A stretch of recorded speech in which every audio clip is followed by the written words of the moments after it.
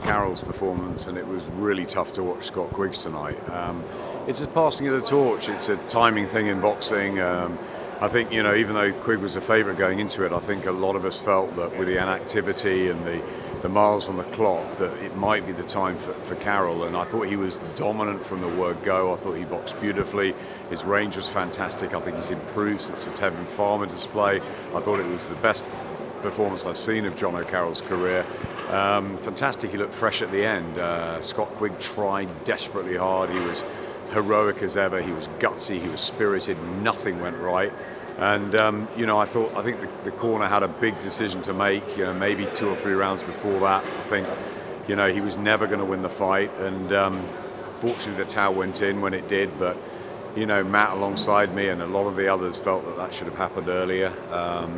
Look, at least it was stopped, and I think that Scott, he's had a wonderful career, Kugan, and what he said afterwards was a very honest interview. It was a very refreshing, heartfelt interview with a fighter that knew he didn't have what he used to have, and John O'Carroll knew that as well. Great respect between the pair. I think 3 years ago it would have been a very different story, but the sport's about levels and about timing, and the timing was what it was all about tonight. I thought John O'Carroll was brilliant. I thought it was so hard to watch Scott, who we've seen have so many wonderful displays here, going through such pain to even stay in the fight. But that's a credit to him. He's a gladiator. He's a terrific fighter, and if it is the end of him in the ring, he's had a wonderful career, and as he's probably said, he's achieved more than he ever thought he would. He's been so dedicated, and we love Scott Quigg, and we're very grateful to have had that chance to commentate on him through, if that's what he decides is his decision, of course. But John O'Carroll goes on, so sort of bittersweet in many ways tonight. Adam, I know you're kind of on your way out, so I won't keep you too much longer. Just one more question, Adam.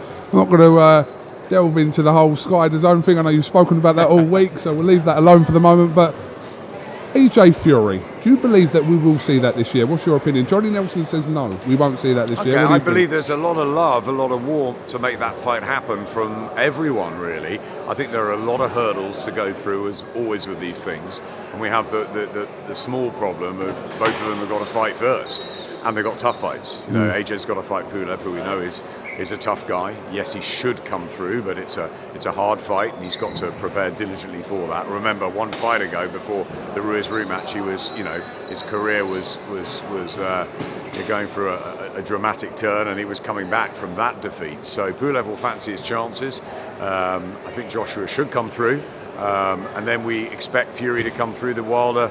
A third fight on the way. But you never know. Because the manner of the victory this time was so conclusive. But never write Deontay off. He's the biggest puncher in world boxing, and he always has that chance of the equaliser. And when they start again and it's round one, it's a freshness, and you never know. So, but I think if Fury and Anthony, if Tyson and AJ both win, I think that we can see that fight happen in either December or. So you think it will happen if they come through their fights? I think if they both come through their fights, the fight will happen. Fury, AJ will happen. AJ, Fury, call it what you want. It's the two great champions fighting together, chalk and cheese characters. Fury has done so amazingly well. Joshua's done, brilliantly as well, and he's become, a favourite with so many people, and Fury's become a favourite with others, and it's just got absolutely everything. Two great characters, two reigning world champions from Britain. It's fantastic, and I thought Tyson's performance a couple of weeks ago is one of the great displays I've ever seen by a British fighter,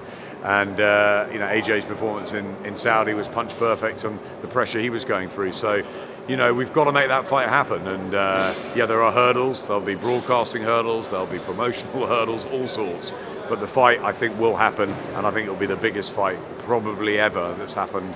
If it happens on these shores, I can't promise that, but wherever it happens, whether it's the US, here, hopefully here, or in Saudi, or wherever the money comes in the world, it will be one of the biggest, if not the biggest, we've ever seen. I like your optimism and not Johnny Nelson. So there you go. There we go. Bit of passion, optimism. But the last word should go for Scott Quigg. What a great career he's had. And if this is the end, we thank him for everything he's done. But it's his choice, and we'll see. But he's been a brilliant soldier, hasn't he? Thank you very much, Adam Smith. Cheers, Keith.